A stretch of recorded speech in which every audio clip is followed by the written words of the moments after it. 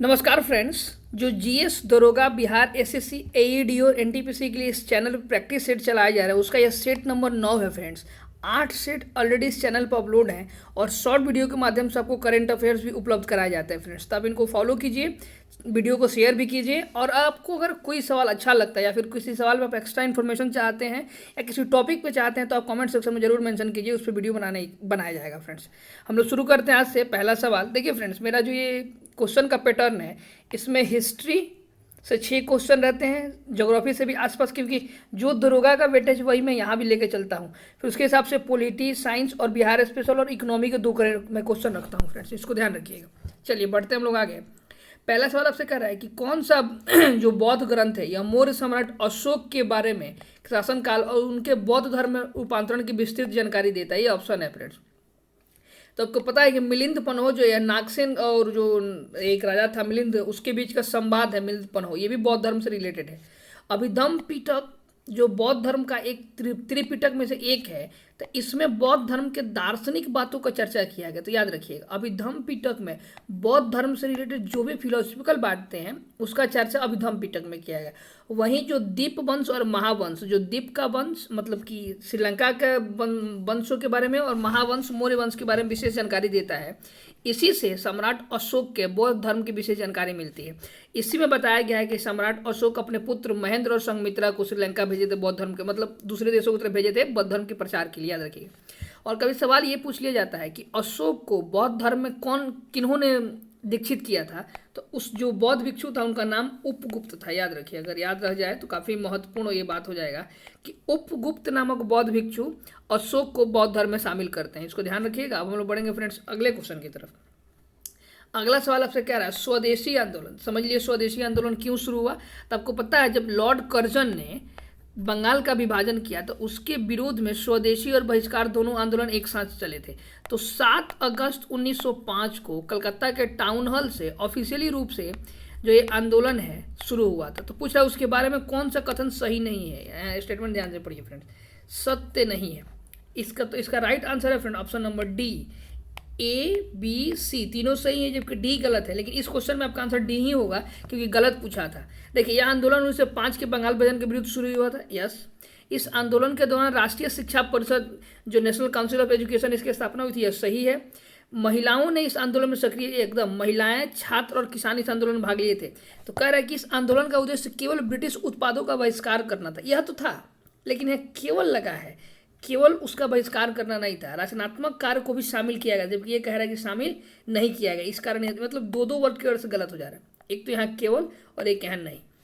तो आपको ध्यान रखना है कि इस आंदोलन का मुख्य उद्देश्य ब्रिटिश उत्पादों को बहिष्कार करना था, प्लस इसमें रचनात्मक कार्य को बढ़ावा देना और स्वदेशी उत्पादों को भी बढ़ावा देने का प्रयास किया गया था, जिस कारण इसका आपका right answer option number D हो जाएगा। याद रखिएगा फ्रेंड्स। अगले सवाल को हम लोग पढ़ेंगे।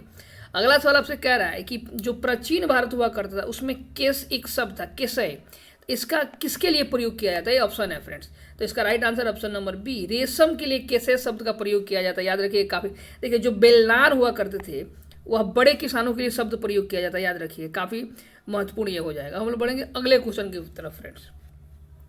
अगला सवाल आपसे कह रहा है, काफी स्ट्रेट फॉरवर्ड सवाल है कि वेदांता कॉलेज की स्थापना किसके द्वारा की गई थी, जहां भारतीय और पश्चिमी जो सामाजिक भौतिक विज्ञान की शिक्षा दी जाती थी। ऑप्शन है फ्रेंड्स।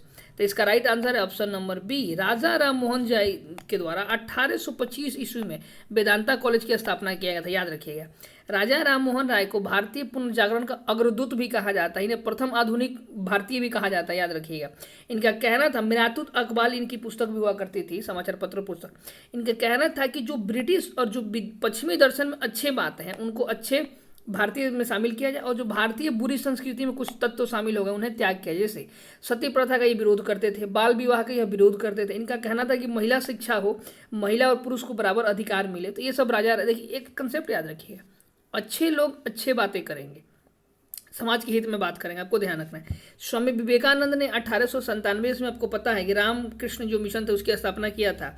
ये जो दयानंद सरस्वती जी आपको दिख रही है, 1875 ईस्वी में बम्बई में आर्य समाज की स्थापना करेंगे। कुछ समय बाद ये अपना हेडक्वार्टर लेकर लाहौर चले जाएंगे। तो जिस समय आर्य समाज की स्थापना हुई थी उस समय उसका हेडक्वार्टर बम्बई हुआ करता था फ्रेंड्स, ध्यान रखना है। हम लोग अगले क्वेश्चन की तरफ मूव करेंगे फ्रेंड्स। अगला सवाल आपसे पूछ रहा है कि मध्यकालीन भारत में ये जो इक्ता व्यवस्था हुआ करता था इसका क्या महत्व था, ये ऑप्शन है फ्रेंड्स। तो इसका right answer option number B है फ्रेंड्स। सैनिकों और अधिकारियों को वेतन के बदले राजस्व निर्धारण की एक प्रक्रिया थी। इसको ऐसे समझिए, इसको शुरू किया था जो मध्यकालीन शासक इल्तुतमिश था, उन्होंने इसको शुरू किया था।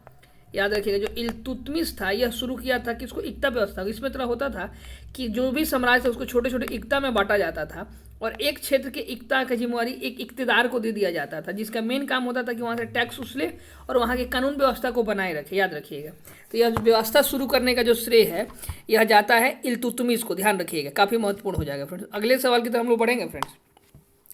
अगला सवाल आपसे कह रहा है कि किस भारतीय राष्ट्रीय कांग्रेस के अधिवेशन में महात्मा गांधी ने पहली बार और एकमात्र कांग्रेस की अध्यक्षता किया था। याद रखिएगा, काफ़ी महत्वपूर्ण हो जाएगा फ्रेंड्स, क्योंकि महात्मा गांधी आदमी एक ही बार कांग्रेस की अध्यक्षता किए थे। ये ऑप्शन है फ्रेंड्स।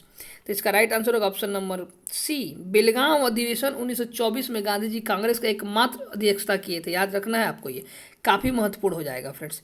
और ये जो लाहौर अधिवेशन 1929 दिख रहा है, इसकी अध्यक्षता करेंगे पंडित जवाहरलाल नेहरू, और इन्हीं के नेतृत्व में भारत में पहली बार 30 जनवरी को और 26 जनवरी 1930 को पहली हम लोग स्वतंत्रता दिवस मनाए थे रावी नदी के तट पे। याद रखिएगा, गाया जो अधिवेशन है बिहार में हुआ था फ्रेंड्स, 1922 में हुआ था।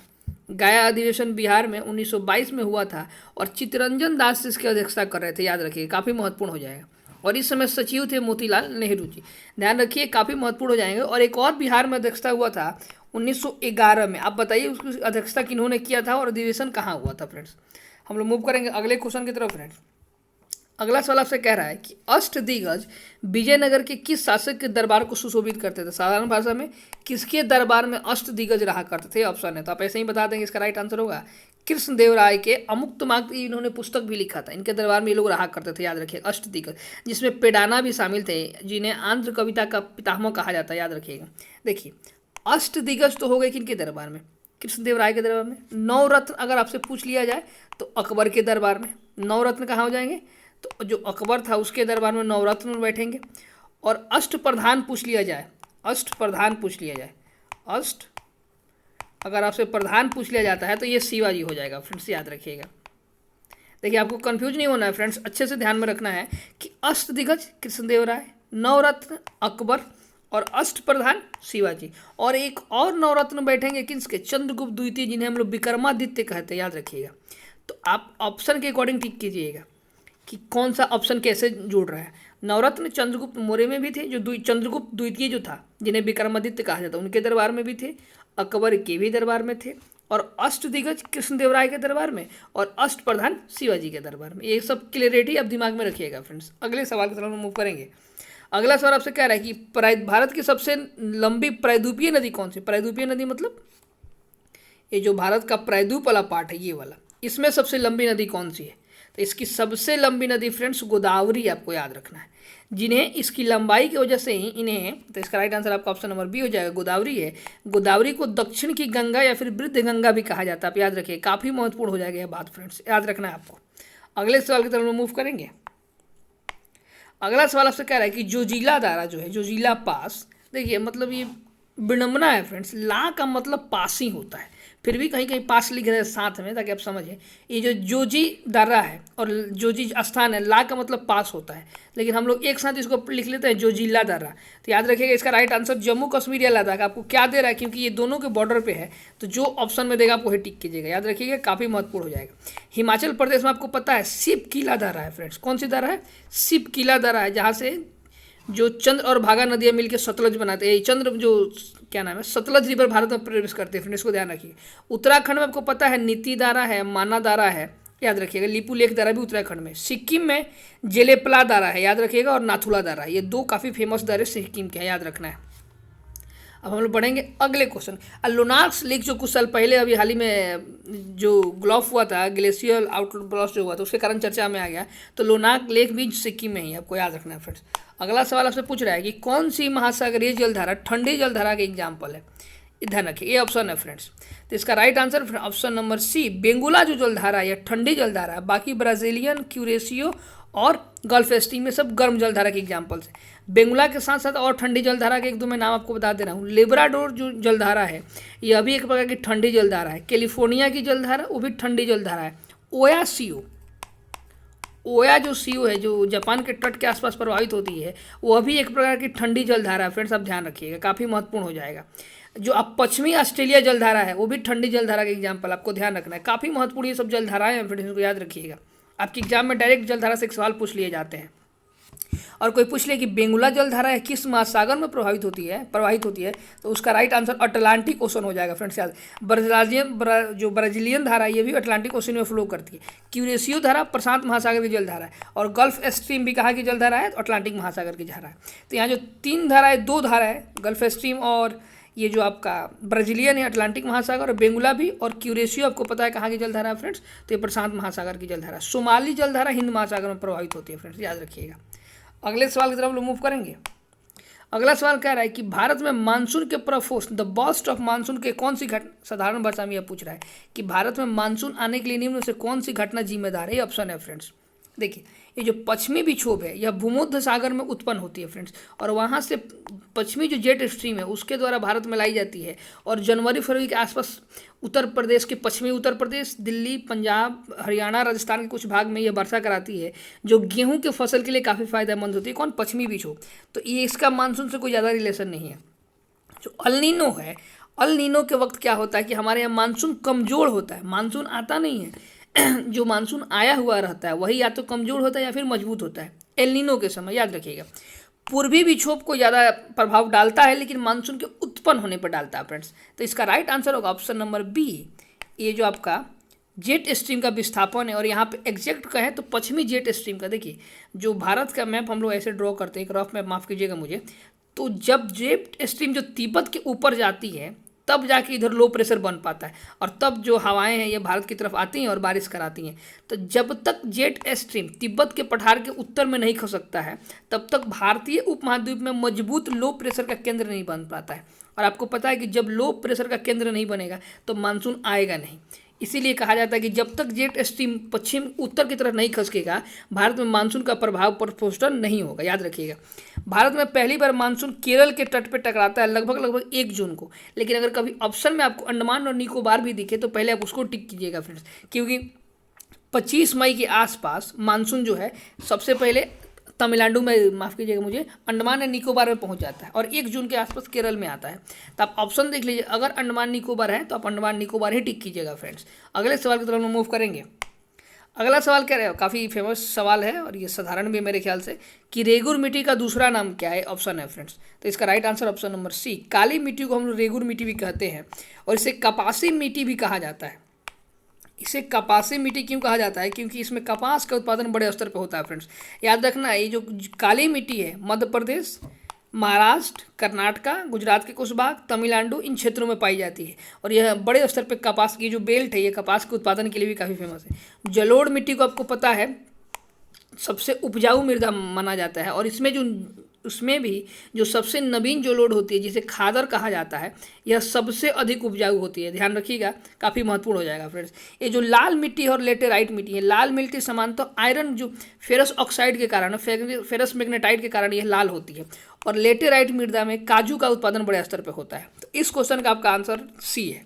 अगले सवाल की तरफ मूव करेंगे। अगला सवाल, अब कुछ सवाल पॉलिटी से है फ्रेंड्स।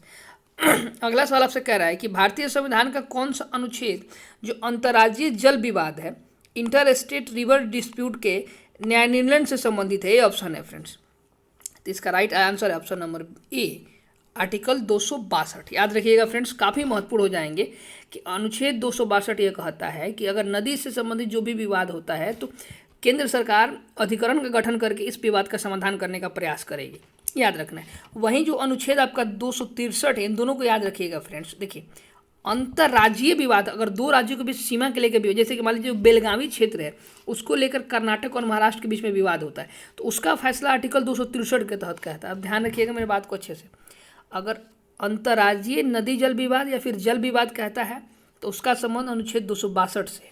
अंतर्राज्यीय जो विवाद है, अगर अंतर्राज्यीय विवाद की बात करता है क्षेत्र को लेकर, तब उसका संबंध 263 से।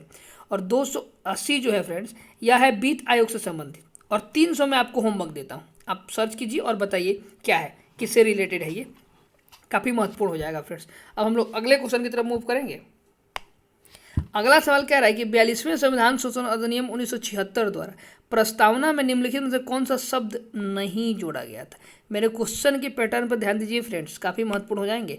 आता सब है, कई बार क्वेश्चन आप अच्छे से नहीं पढ़ेंगे तो एग्जाम में गलती कर देंगे, इसलिए क्वेश्चन अच्छे से जरूर पढ़िए। तो देखिए, आपको ध्यान रखना है कि जो 3 शब्द ऊपर के लिखे हैं ऑप्शन ए बी सी, यह तीनों 42वें संविधान संशोधन 1976 के द्वारा जोड़े गए हैं, जबकि रिपब्लिक जो है यह हमारे संविधान में पहले से था, हमारे प्रस्तावना में पहले से था। तो इसका राइट आंसर आपको पता है क्या हो जाएगा, ऑप्शन नंबर डी, क्योंकि रिपब्लिक शब्द जो है यह पहले से संविधान में था, जबकि समाजवादी, पंथ निरपेक्ष और अखंडता, इन 3 शब्दों को 42वें संविधान संशोधन के द्वारा जोड़ा गया। तो कई बार आपसे पूछा जाएगा कौन जोड़ा गया, तो इन 3 का नाम आप याद रखिएगा फ्रेंड्स। और रिपब्लिकनिज्म तो पहले से था ही।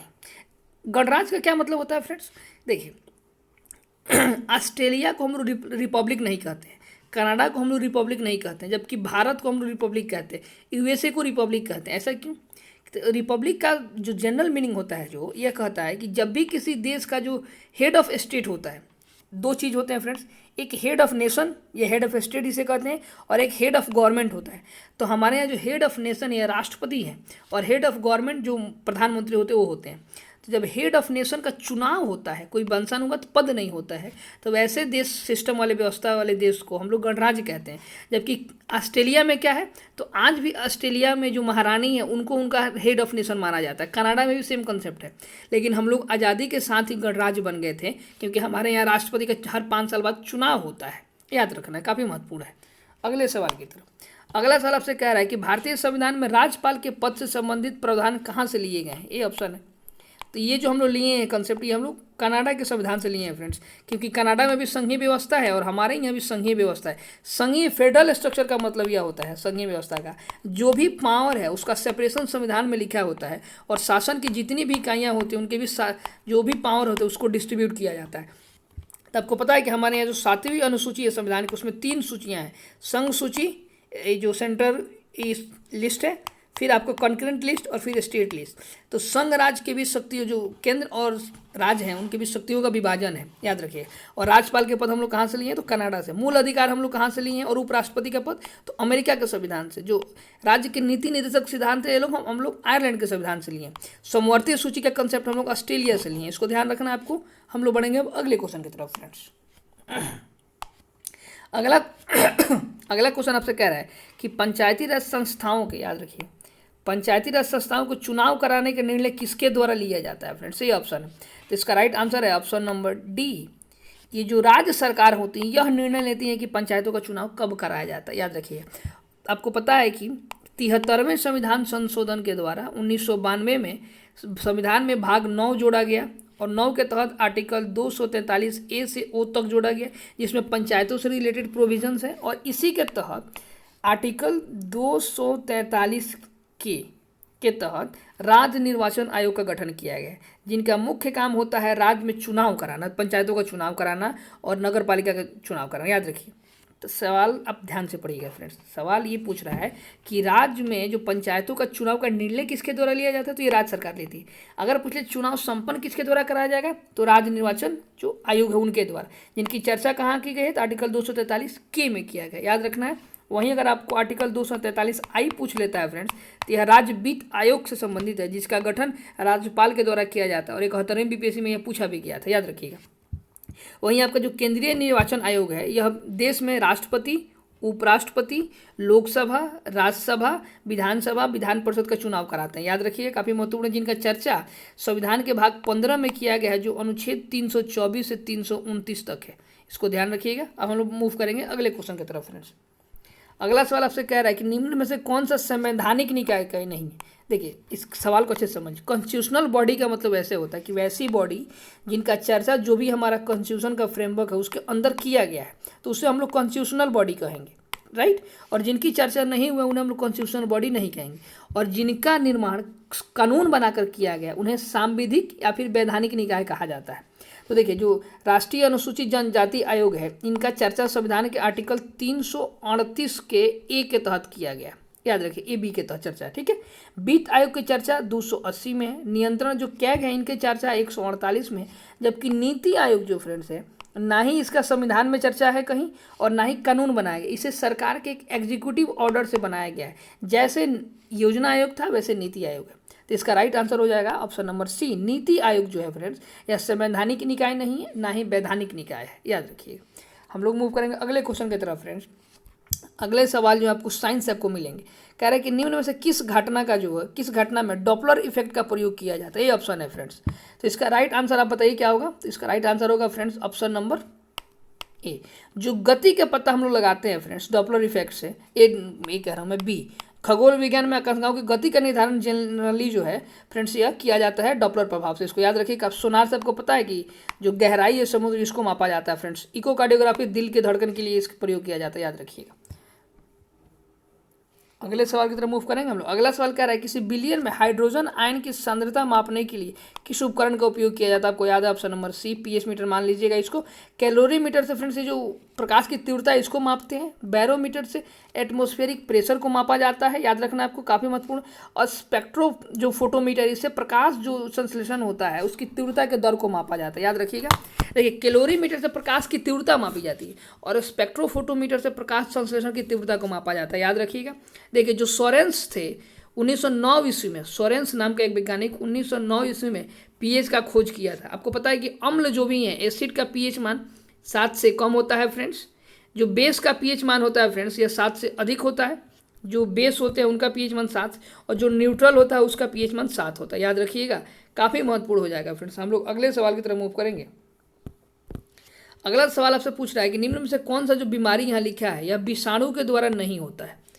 ध्यान रखिएगा, क्वेश्चन के पैटर्न को फॉलो कीजिए फ्रेंड्स। मैं आपको क्वेश्चन हो सकता है इजी दिखे, लेकिन आपको इसमें से बताना कौन विषाणु के द्वारा नहीं होता है। तो इसका right answer option number D, C, जो टाइफाइड है या टाइफोना सेलिमोना नाम की एक बैक्टीरिया के द्वारा होता है। बाकी जो आपका ऑप्शन ए, बी और डी है यह तीनों वायरस के कारण होते हैं। तो टाइफाइड किससे होता है, बैक्टीरिया के द्वारा। वहीं चेचक और खसरा और पोलियो जो है या फ्रेंड्स वायरस के द्वारा होने वाली बीमारी है। अगले सवाल की तरफ हम लोग मूव करेंगे। अगला सवाल आपसे पूछ रहा है कि लेंस की शक्ति जो है उसकी एसआई इकाई क्या होती है। तो इसका राइट आंसर होगा फ्रेंड्स डाईऑप्टर जो होता है यह लेंस की शक्ति का, पावर ऑफ लेंस का यूनिट होता है, याद रखिएगा। ओम जो है आपको पता है रेजिस्टेंस, प्रतिरोध का एसआई मात्रक है। जो ये कंडेला है, ज्योति तीव्रता जो 7 बेसिक यूनिट्स होते हैं उसका 1 यूनिट ज्योति तीव्रता होता है लुमिनस, उसका एसआई मात्रक कैंडेला होता है। और वेबर चुंबकीय फ्लक्स से अपना संबंध जोड़ता है फ्रेंड्स, याद रखिए, काफ़ी महत्वपूर्ण है। अगला सवाल ये कह रहा है 22 नंबर, थोड़ा से मुझे टाइप करने में मिसप्रिंट हो गया फ्रेंड्स। प्रकाश संश्लेषण की प्रक्रिया में पूछ रहा है कि किस गैस की आवश्यकता, यहाँ देख लीजिए अगले स्लाइड पे, कि किस गैस तत्व की आवश्यकता नहीं होती है। तो इसका राइट आंसर मैं पहले भी करा चुका हूँ, ऑक्सीजन की आवश्यकता नहीं होती है। बाकी क्लोरोफिल, कार्बन डाइऑक्साइड, जल की आवश्यकता होती है।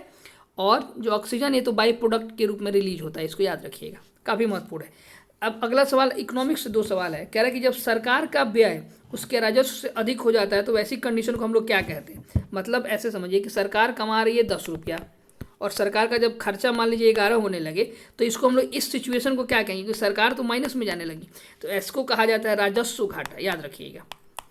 इंग्लिश में इसे फिजल डेफिसिट कहते हैं फ्रेंड्स। और यह राजस्व घाटा यह दर्शाता है कि सरकार को कितना कर्ज लेना पड़ेगा, इसको ध्यान रखना है आपको। अगला वही जो उधर फ्रेंड्स था, तो इसका right answer option number B जो है फिजल डेफिसिट जो हो जाएगा, याद रखिए। देखिए राजस्व सरप्लस कब होता है, जब सरकार खर्च कम करती है और कमाती ज़्यादा है, तो ऐसी सिचुएशन को इकोनॉमी के लिए अच्छा नहीं माना जाता, ध्यान रखना है। अगला सवाल देख लीजिए, कह रहा है कि भारत में जीएसटी को कब लागू किया गया था। तो आपको पता है कि भारत में 1 जुलाई 2017 को जीएसटी को लागू किया था, याद रखिए, काफ़ी महत्वपूर्ण हो जाएगा। 1 जुलाई 2017 को जीएसटी को लागू किया गया। हम लोग जो जीएसटी का मॉडल देश में अपनाए हैं यह फ्रांस से थोड़ा सा प्रेरित है फ्रेंड्स। आपको ध्यान रखना है कि संविधान में 101वां संविधान संशोधन किया गया था जीएसटी को लागू करने के लिए। जीएसटी एक अप्रत्यक्ष कर है फ्रेंड्स, अप्रत्यक्ष इनडायरेक्ट टैक्स है, याद रखिएगा, काफ़ी महत्वपूर्ण हो जाएंगे बातें। हम लोग अगले की तरफ मूव करेंगे फ्रेंड्स। यही है 1 जुलाई 2017, इसका ऑप्शन नंबर सी आंसर हो जाएगा। अगला सवाल आपसे पूछ रहे हैं कि पटना उच्च न्यायालय की स्थापना किस वर्ष हुई थी। तो यह उसका ऑप्शन नंबर बी, 3 फरवरी 1916 को पटना उच्च न्यायालय की स्थापना हुई थी। जो भर्तृहरि भजंत्री अभी बनाए गए हैं पटना हाईकोर्ट के चीफ जस्टिस फ्रेंड्स, याद रखिएगा, पटना हाईकोर्ट के पहले दलित मुख्य न्यायाधीश है फ्रेंड्स, याद रखना है। हाँ, जो हाईकोर्ट्स होते हैं उनकी चर्चा आर्टिकल 217 में किया गया, संविधान के आर्टिकल 217 में हाईकोर्ट का संबंध है फ्रेंड्स, याद रखिएगा। देखिए एक हाईकोर्ट के जज का जब दूसरे हाईकोर्ट में ट्रांसफर होता है तो यह जो आर्टिकल एक्टिव होता है यह 222 होता है, याद रखिएगा, काफ़ी महत्वपूर्ण है फ्रेंड्स। अगले सवाल की तरफ हम मूव करेंगे। अगला वही सवाल है कि बिहार में स्थित महाबोधि जो मंदिर है उसको यूनेस्को का वर्ल्ड हेरिटेज साइट कब घोषित किया गया? तो इसका राइट आंसर है ऑप्शन नंबर 2। ऑप्शन नंबर 2 कह रहा हूँ, 2002 ईस्वी में इसको घोषित किया गया। याद रखिए, काफ़ी महत्वपूर्ण हो जाएगा। देखिए, जो वर्तमान में महाबोधि मंदिर है तो गुप्त काल का है, लेकिन सबसे पहले अशोक ने महाबोधि मंदिर का निर्माण कराया था। तो अगर पूछ लिया जाए कि महाबोधि मंदिर का निर्माण किन्होंने करवाया था, तो अशोक ने। लेकिन वर्तमान जो महाबोधि मंदिर है गया में, बोध गया में, यह गुप्त शासकों के द्वारा बनवाया गया था। याद रखिएगा। और 2002 में उसे विश्व धरोहर स्थल शामिल किया गया और 2016 में नालंदा जो विश्वविद्यालय था उसके खंडहर को शामिल किया गया था। याद रखिएगा। तो यही ऑप्शन हो जाएगा यहाँ से, ऑप्शन नंबर आपका बी, 2002 में। फ्रेंड्स याद रखना है, काफ़ी महत्वपूर्ण है। अब देखिए फ्रेंड्स, इस चैनल पे जो भी आपको वीडियो दिए जा रहा है फ्रेंड्स, आप देख रहे होंगे, क्वेश्चन के पैटर्न को देखिए और एक्सप्लेनेशन पे फोकस कीजिए फ्रेंड्स, काफ़ी महत्वपूर्ण हो जाएगा आपके लिए।